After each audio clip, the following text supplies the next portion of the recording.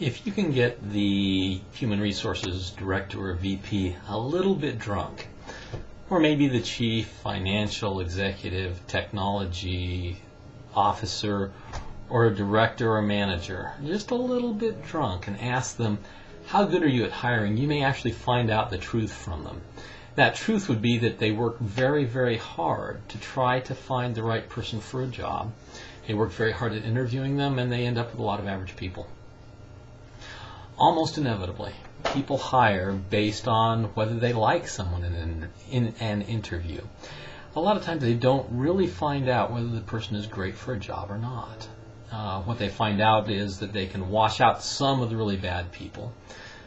But even then, they're hiring, in many cases, 1 out of 5 bad people that they have to fire. And very few, 1 out of 10, 1 out of 20, who are exceptional people. There's a reason for that, and that's because most people are amateurs at interviewing, real serious amateurs. They don't do it often enough. Somebody who interviews 3 different people a year for hiring may not be very good at it. Someone who interviews 20 people a year for hiring may not be very good at it. And in most cases, the guy who is at the very top of the chain, the one who lets everyone else go through 20 interviews and then recommend highly a person to them, when that person finally comes into their office, the chief technology officer really has no clue whether that person's any good. Let me give you the experience of a couple of different people who were exceptional hirers. Now, I'm a recruiter, been doing it for 17 years, and I know the difference. I've seen exceptional organizations and, well, you know, the ones that'll finally kind of hire people and get a lot of average folks and a few does. This chief technology officer I was talking to a couple of weeks ago had just quit his company. He'd hired 6 programmers, and he'd found 5 exceptional programmers and 1 mediocre programmer.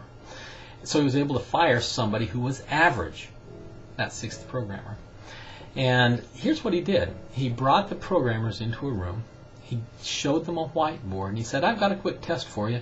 I want you just to go to the board, and in whatever programming language you want, or in pseudocode, which means made-up programming language, I want you to go to the board, and I want you to write out a program that will spin through a large database, print out every 5th and every 8th person's name on a report, and then every 40th person, instead of printing it out, you just bypass them and keep on going.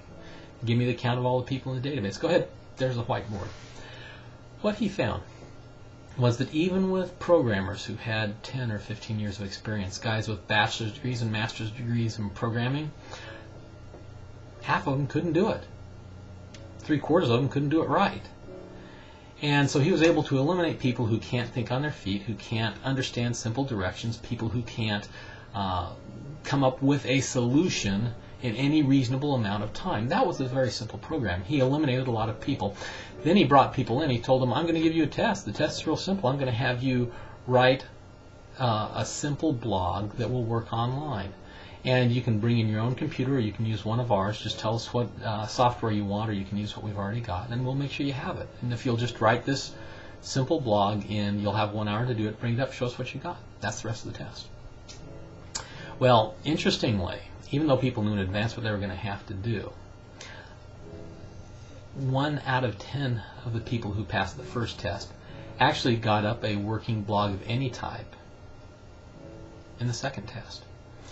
And so he eliminated them. He needed people who could think. Now, what was really interesting to him was that most of the people, whether they finished the project or not, didn't ask him very much about what he wanted the blog to look like or to do. He just wanted something simple. And it was interesting, the one that he did hire, the ones that he did hire out of this, he told me of one in particular who went in and asked him what he wanted. And if they asked what he wanted and then came up with something that was workable, actually he'd hire them.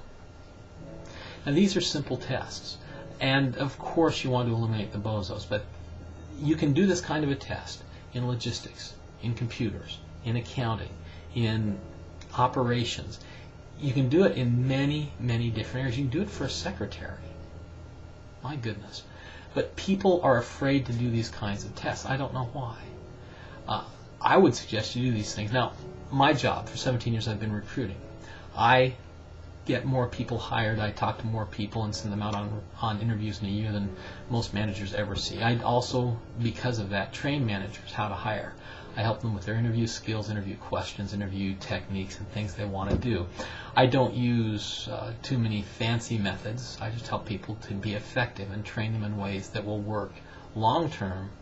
And I hate to admit it, but without my consulting help after the first 1 or 2 interviews.